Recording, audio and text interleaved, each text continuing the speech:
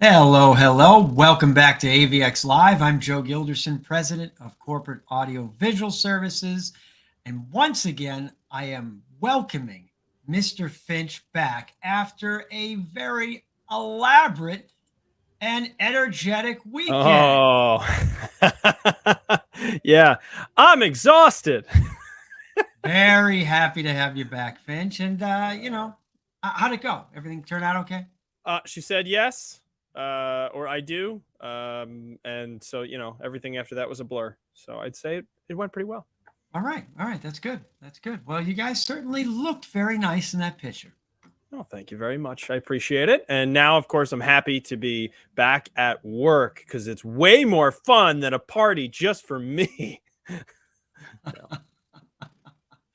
Well, now it's over. So here we go. We're back doing things, Prior to your marriage vows and ceremony, I don't know if you remember anything that happened prior to that, to be honest, but we discussed some tips and points for how to transform a space. And honestly, I thought our visuals were pretty cool. But this week, we're back with another pillar of our community, and we're looking forward to a great discussion. Before we do that, Mr. Finch, see if you can remember how to show people how to find us. I can indeed. You can find us on Facebook, on LinkedIn, on YouTube Live. You can do that every Wednesday at 1 p.m. And while you're there, because we're live, you should drop us a comment, be part of the show, ask your questions, and we will answer them. You should also like, comment, share, subscribe, all the above. And of course, if you missed this episode, feel free to go back and check out our YouTube page where we have all of the episodes compiled there. And of course, some quick bites on Facebook and on Instagram of some of the highlights. So check it all out. Show some love. Much appreciated. It's pretty cool. Speaking of bites, I happened to see my friend Andrew last night at an event. Yeah, he was doing a shark thing, Does he appreciate all the free promo he's getting from the show? I think he does. We bring it up literally every week. Every week. But I saw him last night. He seemed happy, as always. Good. He's always happy. But anyways, let's tell you about today's guest, which is Jeanette Gisbert, Executive Director of Volunteer New York. Jeanette joined Volunteer New York in 2008 and became Executive Director in 2020 after serving as an Executive Fellow for Capacity Building and Networks with Points of Light. In her previous role as Deputy Executive Director, Jeanette focused on mission delivery, overseeing programmatic strategy and cohesion, and supporting revenue generating specifically related to corporate outreach. Previously, Jeanette was New York Care's first Director of Volunteer Relations, responsible for the recruitment and management of thousands of volunteers and hundreds of volunteer leaders. Jeanette started her career as an AmeriCorps VISTA member. She holds a BS in management from Boston College and her master's in public administration from Cuny Baruch. She's a Westchester native and lives in Cortlandt Manor, neighbor of mine, with her husband and son. Mr. Finch, please welcome to the show, Jeanette Gisbert. Hi. Where did you find those photos? I have no idea. Oh my gosh. The internet. The interwebs. Hi. Yes, thanks for having me. Jeanette, you didn't mean this photo, right? No, different photos. Oh, I'm sorry. No. I don't know who that beautiful woman in the picture is, but I don't think that she would appreciate any kind of connotation that there's another woman in the mix of this. Wow. There is only one woman. There is only one. Don't rest assured. If she's watching this show, it's only you, baby. She can comment, subscribe, like. Yeah, right. Very good. All very right, good. Enough of that. I didn't know that we were neighbors. I am. Where do you live? In Mohegan Lake. Oh, just a reminder, we are live on the internet right now. Oh yeah, we're live. We're on the interwebs. Yeah. Oh, but I do live. Mohegan Lake is a lovely place to live, and everyone that's watching us that lives there should know. Actually, my wife grew up a stone's throw away from Mohegan Lake as well. Continental Village. Oh, very nice. Only cool people live up there. Wow, this was. All right, thank you, everyone. This is a great show. Yeah, right. And, we're done. We're done. Everyone should move to Northern Westchester. We're done. Well, it's. I think I always like to start at the very beginning. So, Jeanette, you've been involved in nonprofits and volunteerism for a long time. How did you get started in that? Yeah, thanks for asking, Joe. So the story is I actually went to school to Boston College. I know your favorite. For management, and I majored in accounting, and I went to work for a big accounting firm as an auditor. And one day somebody told me that I was really nice for an auditor. And I thought to myself, that is not this is all true story, hand to God. That was not kind of what I wanted written on my tombstone. And so I went back to school, to BC. I was still in Boston. I went to the Career Center and I was like, help me figure out what I want to be when I grow up.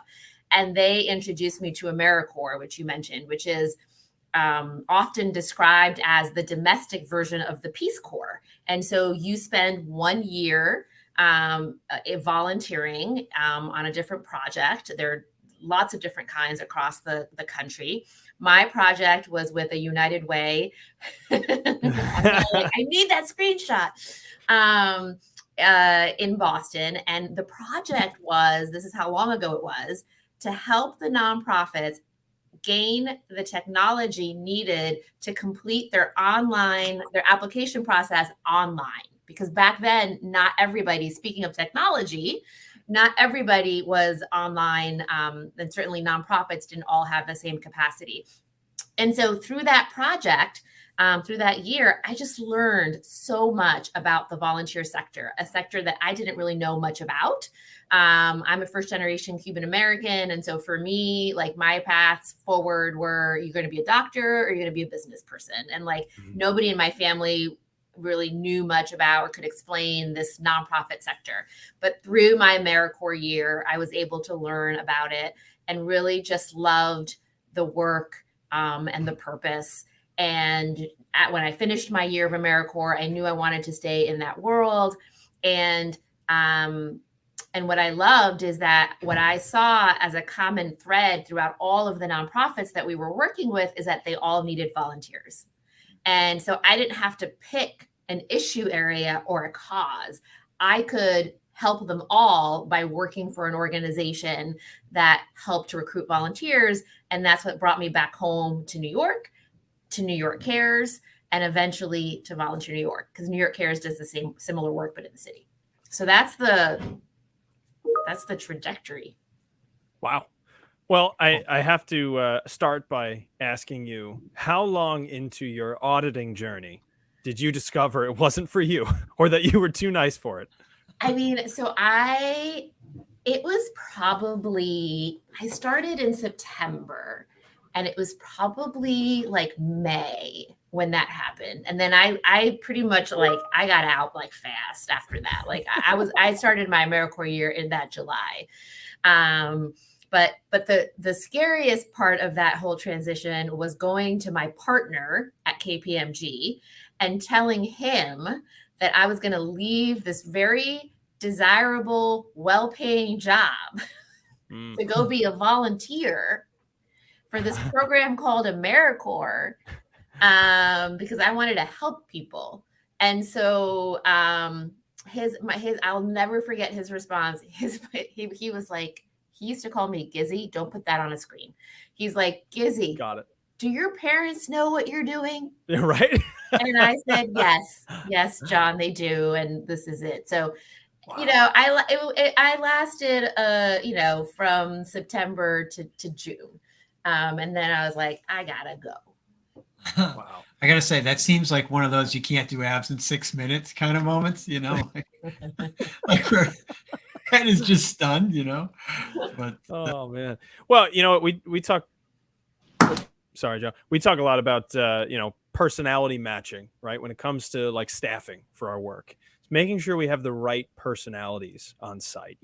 Honestly, I think it really does impact the kind of work that you do and how good you are at the job. Maybe to be an auditor, you need to be really grumpy and cold and mean. I don't think so. I love a good auditor.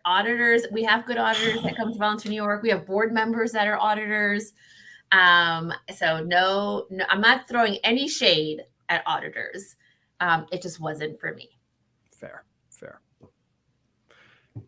And so one other thing, as far as your, your attraction to volunteering, right? Because you said you wanted to be able to help them all. I think that's kind of an interesting, you're starting at the root of all causes, and that is having people to do something about it. Joe, you may know this better than I do, but was it a John Maxwell quote where it's like the highest form of leadership is being able to motivate volunteers? Because there's no direct what's in it for me in this case. You're not a paid employee. It's referred to as, at least I promise you I've seen this before, as the highest form of leadership. It's John Maxwell. Did that occur to you? When you went in, you're like, I'm actually going to try the hardest form of leadership.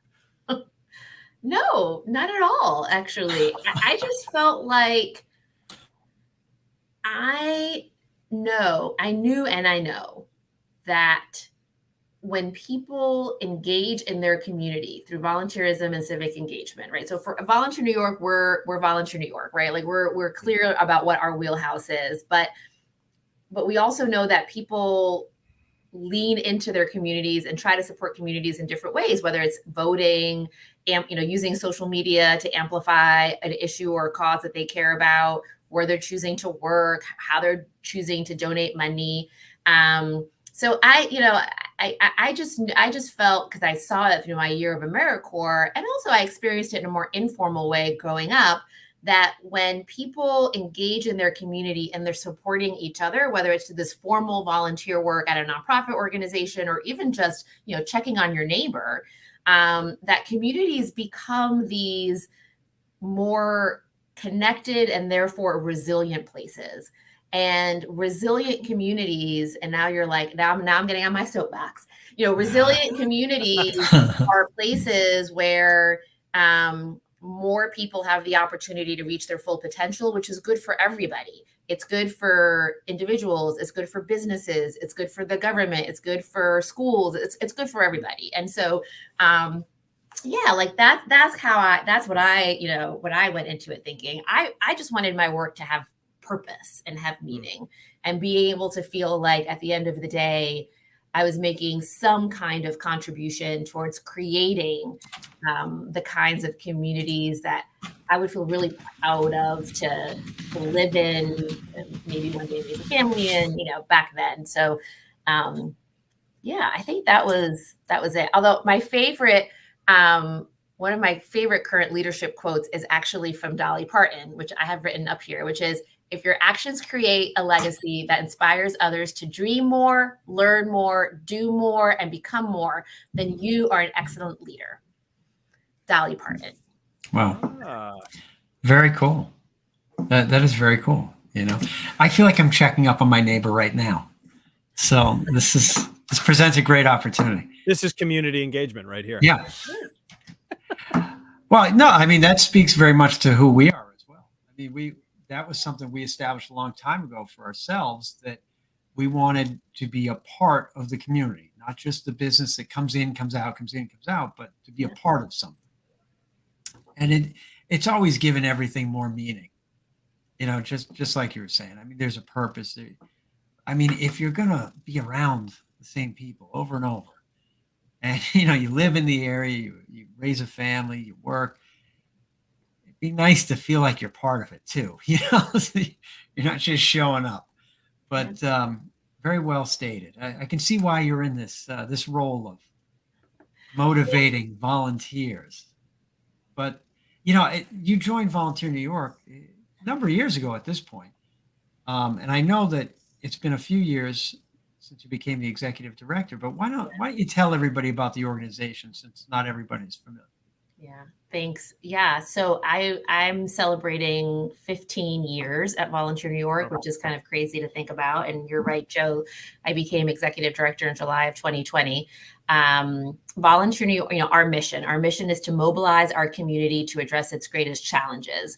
We believe that volunteerism and civic engagement are important and powerful strategies to, as I said, create the kind of community where everybody has the opportunity to reach their full potential. And so we are in the business, there's a recent study that says that 44% of people say they don't volunteer because they don't know where to get started, which I have to say, in today's information rich world, it's a little surprising.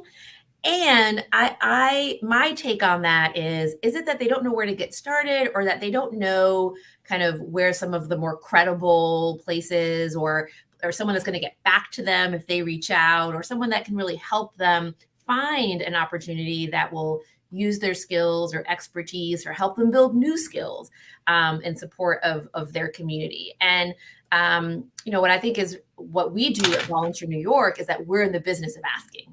So we're in the business of asking our community to join us to support local nonprofit organizations in helping them accomplish their mission, and creating, we're using some new language that we revealed at the Volunteer Spirit Awards last week about how Volunteer New York is creating the pathways that turn good intentions into action. And so a lot of people have good intentions. Those 44% of people have good intentions, but they don't know how to turn those good intentions into action that actually helps their community and then also helps themselves. So that's what we're doing. We're trying to make people aware that if they have been thinking about an issue or a cause that they want to try to influence or impact, or if they want to learn more about an issue, right? Sometimes volunteering isn't necessarily action. It's about learning. That's the action. It's about learning about what the issue is. That Volunteer New York can help connect you to that opportunity, whether it be through our online database. So that's that website that you just put up, volunteernewyork.org. You create a profile, you search hundreds of local volunteer opportunities, things that are date and time specific. They happen on a specific afternoon, or maybe you have to make a commitment to a whole year. It really depends. Maybe you're working with seniors. Maybe you're working with young people. Maybe you're designing a website. Maybe you're removing invasive vines, right? It's really a wide variety. Maybe you want to join a board, which is, board service is volunteerism and very much needed by nonprofits. Or maybe you want to come out for our 9/11 Day of Service, which is a national day of service and remembrance, and we create opportunities locally for people to engage. We also have a program for individuals who are 55 and over. It's an AmeriCorps senior program, so going back to my AmeriCorps roots. We have a program that works with individuals with intellectual and developmental disabilities to help them find opportunities in the community. We do leadership programs. So lots of different strategies, but all very focused on helping people take action. And that's what we're in the business of doing. And when we're always trying to, which is why I'm so grateful for this opportunity to secure mind share, right? Like, you need to be able to be in someone's brain in that moment when they're like, I've been wanting to do something. Like, how do I get started? Right. And then somewhere they're like, I was listening to this wacky podcast one day, and they were talking about there's a place in Westchester that helps me. And if you type in Westchester volunteerism, then we can come up and we can help you. So that's what we do. And, the last piece is, we're inspiring people to take action. And one of the ways that we do that is through our Volunteer Spirit Awards, which, Corporate AV has been a long time partner on with us, and really, we have some new team members at Volunteer New York who are so great. And for us, having someone that knows what the movie is, knows what the movie's supposed to be in the form of corporate AV is really helpful and valuable and important. And to what Joe was saying before, he gets what we do. He's embedded in our community. He has, I dare say that you're proud to support that event. And that's how we recognize 6 amazing local volunteers. And then this year we inspired more than 500 people who were in the room to hopefully take some kind of action after the event. That's great. Well, and, obviously you see here, Joe's got the site up here, and yeah. One of my favorite things of the many things that you just covered as far as Volunteer New York goes is that search feature. So I very much feel seen among I don't know where to go. I don't know where the opportunities to volunteer are. And, you know, it really has only become top of mind, you know, recently. My lovely bride, who you saw a picture of earlier, in beginning of 2022, was diagnosed with breast cancer. Unfortunately, she's you know, doing very well right now, and you know, we're very fortunate in that regard. But one thing we felt really motivated to do was volunteer and help those causes. And, you know, we hadn't had any exposure to the cause. We hadn't had any exposure to the organizations who were doing things. Yep. And one thing that we found was, unfortunately, if it's not a, you can do this, you know, we're actively promoting this thing to do, we're actively soliciting volunteers for this event coming up, it wasn't so obvious, is what I was trying to say. And so to be able to search a keyword and immediately be connected with things that I can do right now, you know, that short attention span that my generation is unfortunately cursed with, I found that to be so much more actionable.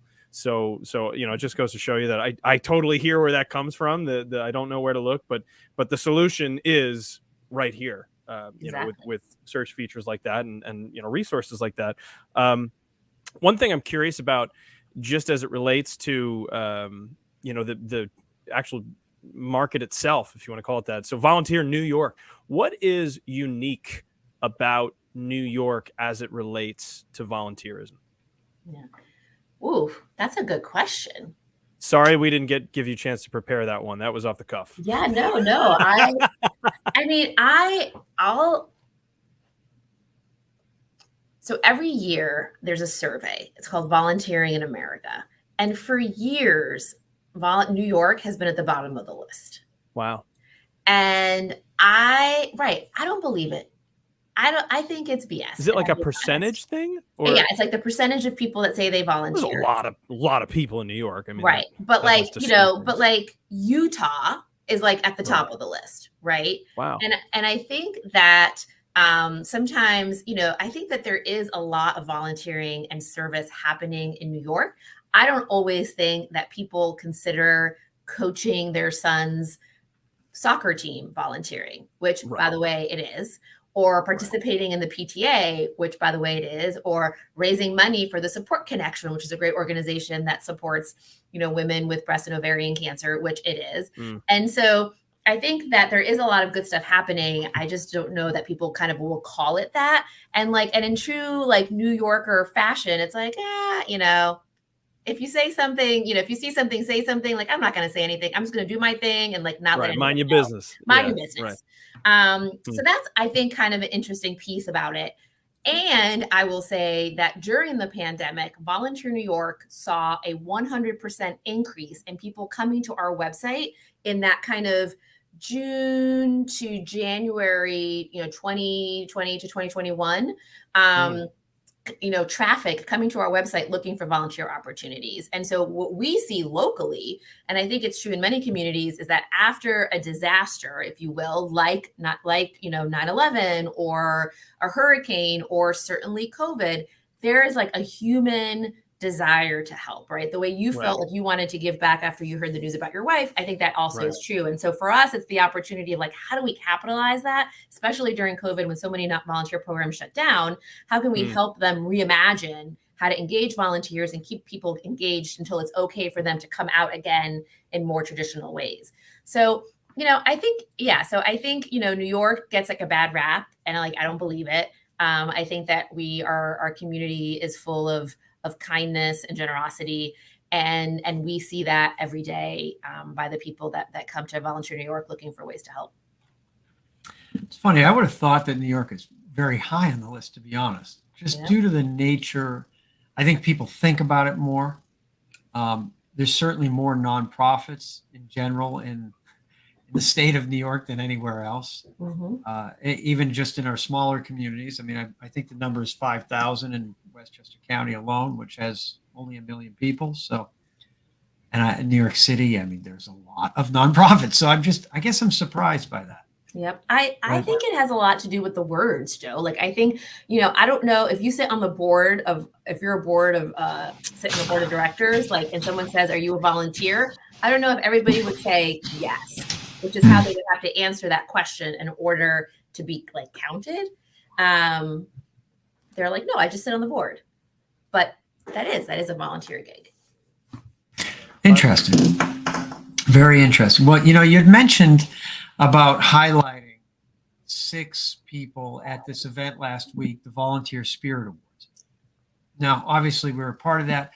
Tell us a little bit about how the whole event came about, because it's been around for a while now. Yeah. So last year we had our 43rd annual Volunteer Spirit Awards. It's the region's largest volunteer recognition event and Volunteer New York's only event fundraiser, and really has grown over the years. And so we put out a call to our community, to our nonprofit friends, to nominate volunteers in their ecosystem that they think should be or could be recognized in one of 6 categories.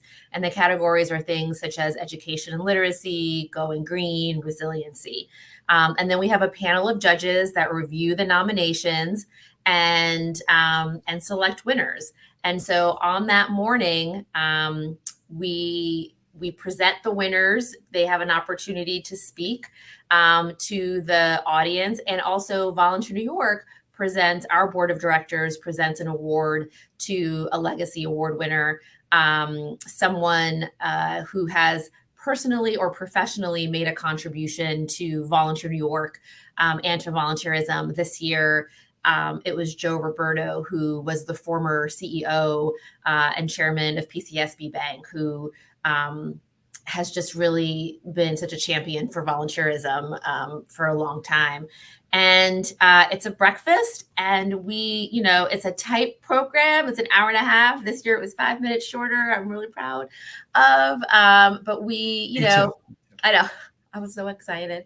But it's really, just an opportunity to pause and celebrate these folks that are your neighbors, people who have said, you know what, I think I can make a difference in this one thing, and I'm gonna do it. And then, as I said, it's an opportunity to raise the dollars that we need 365 days a year to help those folks find those opportunities. So it's a really great morning. And this year we were very close back to kind of pre-COVID numbers, about over 500 people. That's great. Well, it's funny because that recognition, I mean, you think of volunteering and you think of, I'm doing this not in pursuit of recognition or reward. I'm doing it for the cause. And, to be able to pause, like you said, and offer that recognition, I think is just it's a really beautiful and powerful thing. I do have a question from the audience. I'm not sure if you know our very own Marissa Madonia, and you'd mentioned the corporate aspect of the award and the person that you had honored from, I'm forgetting the bank. PCSB One more time. Bank. PCSB Bank. Thank you. Mm-hmm. And I wonder if this plays into this question. How do you work with companies to create a culture that encourages volunteering? Where does it start? That's a great question. So we actually work with many local businesses who are looking to mobilize their employees out in the community.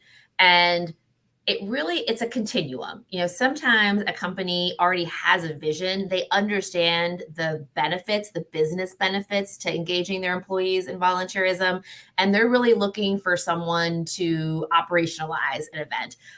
Our friends at Regeneron are as an example of that. Regeneron really understands the value of mobilizing their greatest asset, their people, in support of the community. And so each year, for many years, we've helped mobilize. It used to be Day for Doing Good. Now it's Week for Doing Good. And it's like 3,000 employees, dozens of nonprofit organizations.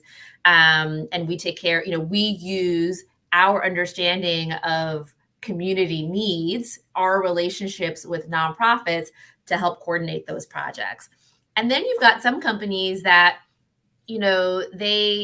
there's chatter, like they understand that there might be some value, but they don't really quite understand. And so, through relationships that we have, different networking events, different presentations, opportunities like this to inform folks that, if this is something that they've been thinking about, they can come to Volunteer New York and we can help you make the case for why, volunteering, creating the opportunities for your employees to volunteer is so meaningful to your business as well as to the community. Wow, that's pretty cool. It's hard to do, but you guys connect all the dots. And we, I always, we do. We try. Like, I mean, some days it feels like a lot of dots. Some days you're like, how many dots are there? But we're really, we're looking at individuals, we're looking at group, we're looking at youth, we're looking at people 55 and over, we're looking at the business community. There's a lot of overlap there. But we have a belief at Volunteer New York that everyone can serve. And so if we believe everyone can serve, then we need to be able to reach as many people as possible. excellent. Well, right on point. I mean, you guys are doing a great job of it. So it's, I'm always impressed by how many people you connect together and get, Thank you. and really inspire them to action. And that seems to be what it's all about.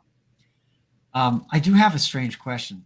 Oh, Because God. as I looked at your timeline, you started as the executive director pretty much during the pandemic, right? So I guess I'm curious, how did you, not an ideal time, but how did you use technology? You must have had to have used technology in order to stay connected, especially to get started. But maybe you could tell us a little bit about that. It is a technology show. So It is a technology show. Yeah, sure. No, for sure. So I like to say, people ask me, they're like, how was it to be a new executive director in the time of a global pandemic? And my response has been, I want to be a new executive director in the time of a global pandemic. No one has ever said those words. But I'm lucky to have had, many years of being at Volunteer New York before I went away on my fellowship and then came back. And so, I kind of knew where all the skeletons were buried. But to answer your question, I came back in July.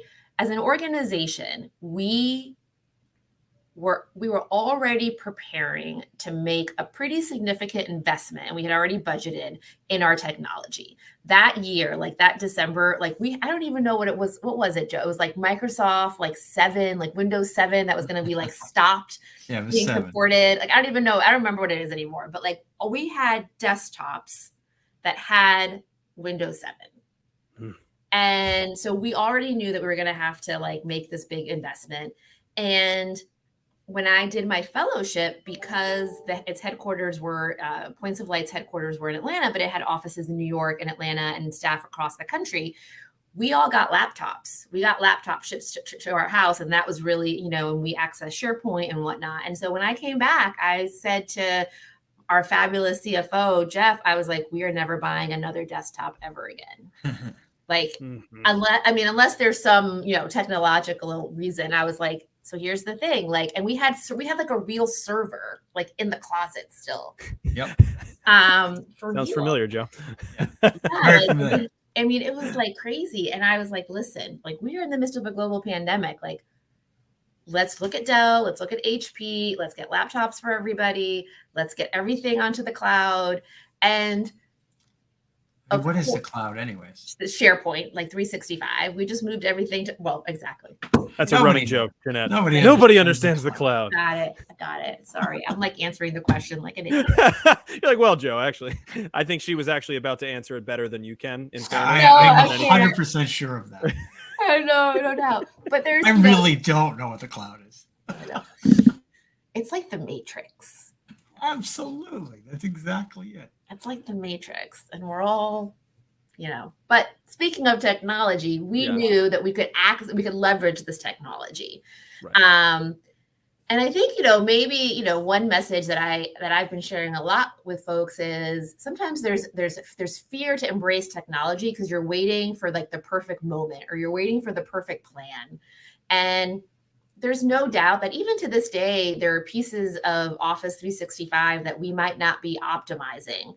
And at that point in time, we said, that's okay. Let's literally copy and paste what is here into SharePoint so that we can access it and continue to be efficient and productive.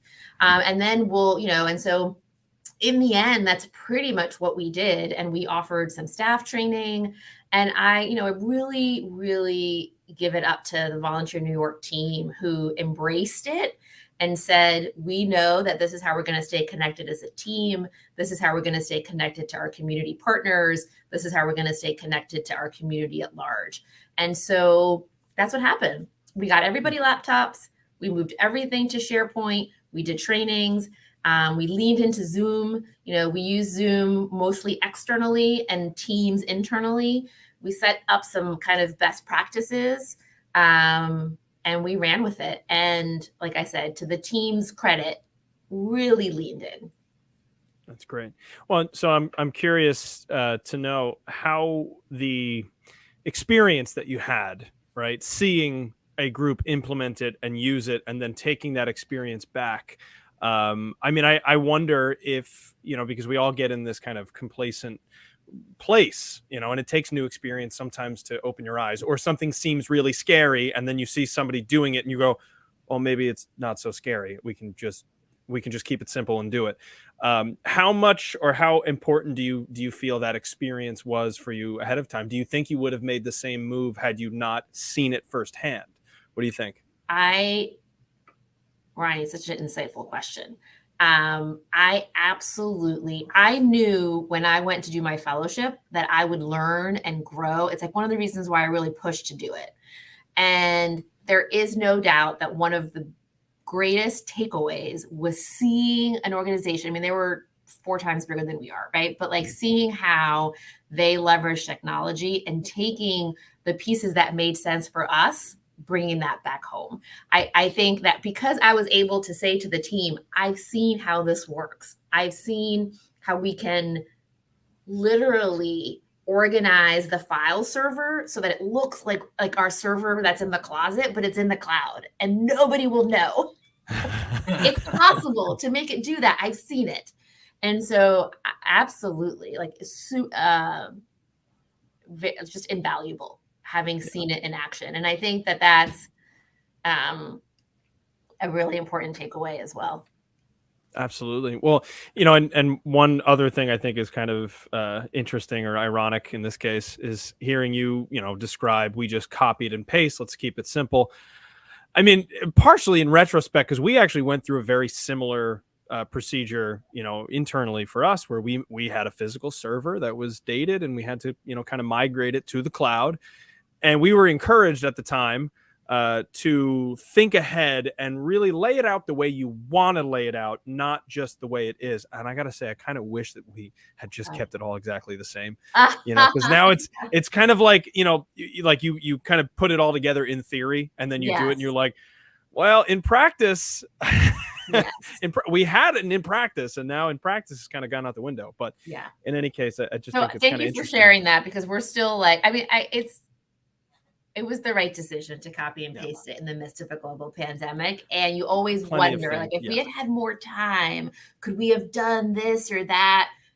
And you're like, we've run out of time. Now we've just got to move forward. There's never more time. There isn't, right? But you mentioned something about having, do you go with a good plan and start action, or do you keep waiting for a perfect plan?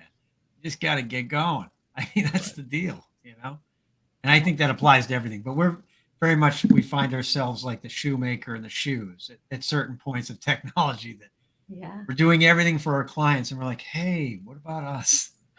We got to fix this thing. Joe, you stole my line. I say that to the team all the time. Like, because we talk about, especially now as we're getting, we have a hybrid schedule at Volunteer New York now. And for a long time, we weren't letting interns, volunteers come to the office.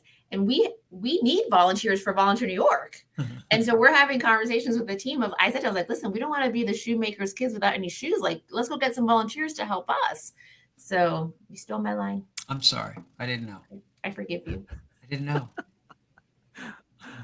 Well, I guess it goes both ways, right? I mean, It happens. That's fair. But, since you spend all of your time helping others, what do you do for yourself in your own spare time, if that exists?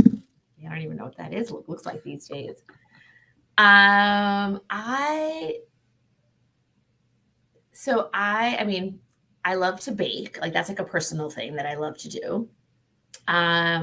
And I actually do love to volunteer. I'm a proud member of Impact 100, which is a collective women's giving circle where women put money together and then we do our own grant making. And it reminds me a lot of my AmeriCorps year. And I just love, like, I love that. And I love learning more about some nonprofits that I may not have known about yet, even though I work in Volunteer New York.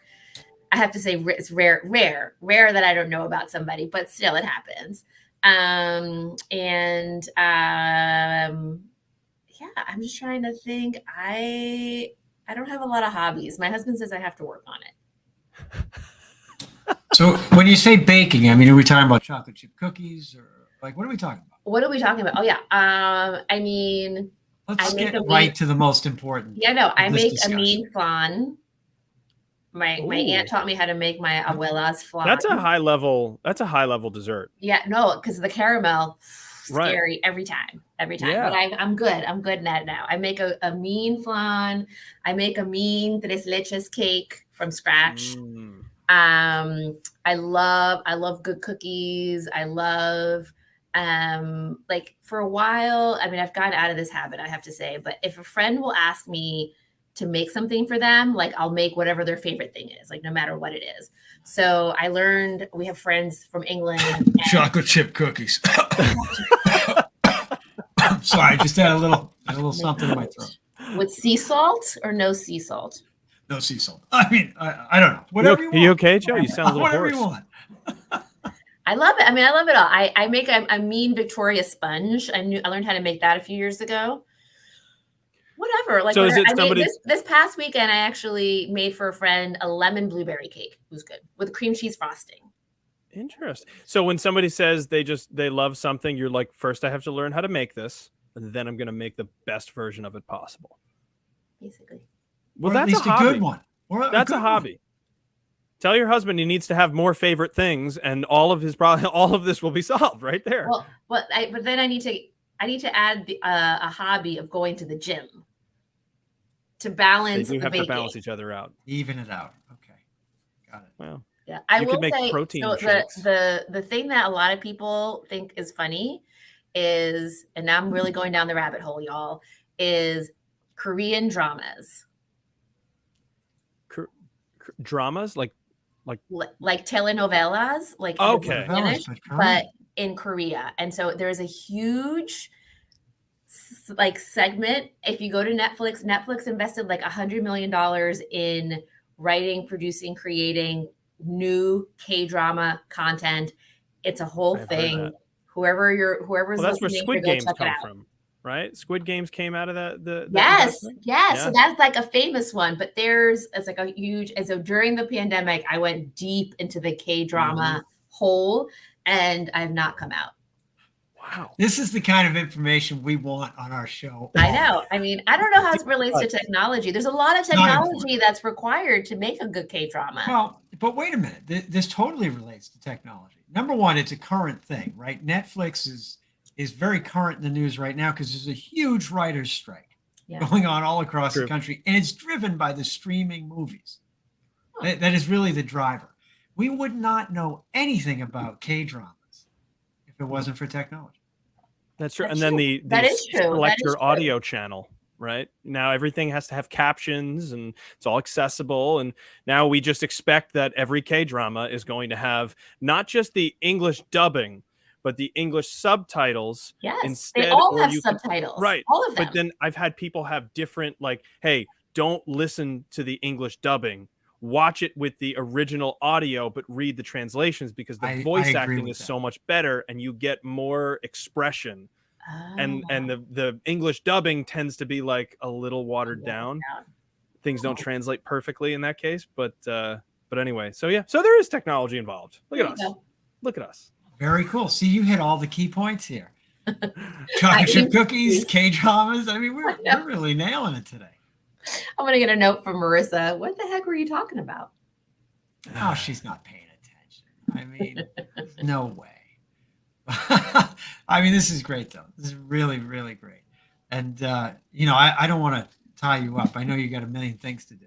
Yeah, I got catch up from last Friday.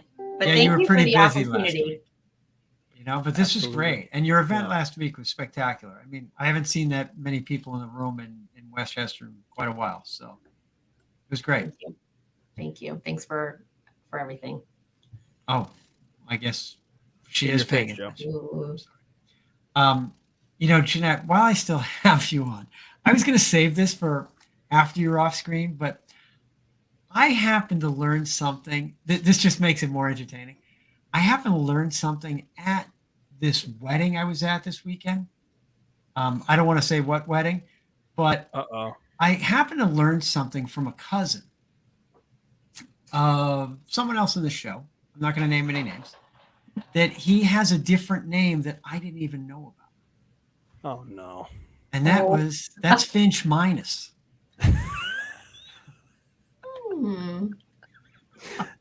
That's true. And I know he watches the show because he told me, and I told him I would reference Finch minus this week. Yeah. Shout out to Finch plus. Okay. There's a Finch plus, and I am Finch minus, and you can take that for what you will. It is my cousin who is, same age as me, and we lived in White Plains together, not together, but at the same time. And anyway, I'm upset that you know that now. And many other people do now too. It's been recorded for posterity. Yeah, that's the idea. We've sent it out to Korea and Colombia and everywhere else right now. So you're good. You're international, Finch. It's okay. Fantastic. Listen, Jeanette, thank you very much for all your time today. It was really a pleasure. Hopefully everybody gets to check out Volunteer New York. And I mean, you can just go on that search function. You can find out what types of things you may be interested in. And they're going to put you in touch with the right people. Let's create some action. I think that's what it's all about. Thanks for the opportunity. All right, Jeanette, we're going to see you soon, Jeanette. I'm sure. Bye. Take care. Bye now. Mr. Finch. There you go. Finch minus. I knew it. I knew you were going to say that. Did you know that was the name I was going to come up with? No, because there are some other nicknames floating around that, depending on who you talk to. I mean, that's a who's who. It's a real who's who. Well, jeez. I still nailed it, though. I told him I'd bring it up. But either way, listen, this was a great show today. Jeanette's fantastic. And obviously, as you referenced the John Maxwell quote of being able to, lead and motivate volunteers is the highest form of leadership is really an excellent point. I'm shocked that you actually made it, but it was an excellent point. Because when you don't pay people to do stuff, you got to be pretty good at it, convincing, huh? Yeah, right. Well, and it's about keeping that purpose central to what you're doing. I mean, she's clearly, it's very important to her, and it's very easy for her to communicate the purpose of what she's doing, of what the volunteers are doing. So it all makes sense. Yeah, I mean, I really love what she said about your work having purpose and meaning. And I think that always makes everybody's more engaged. I thought Jeanette was great. But listen, we don't want to tie everybody up. We're at our time. Mr. Finch, tell people how they can find us. Okay, you can find us on Facebook, on LinkedIn, on YouTube Live. You can do that every Wednesday at 1 p.m. And while you're there, just like Marissa, you should drop us a comment, be part of the show, ask your questions. We'll answer them live. And you can also like, comment, share, subscribe, all the above. Much appreciated. If you missed the show, you can find it on YouTube. All of our many AVX Live episodes are on YouTube. And you can also find some bite-sized pieces on Facebook and Instagram. Real pro.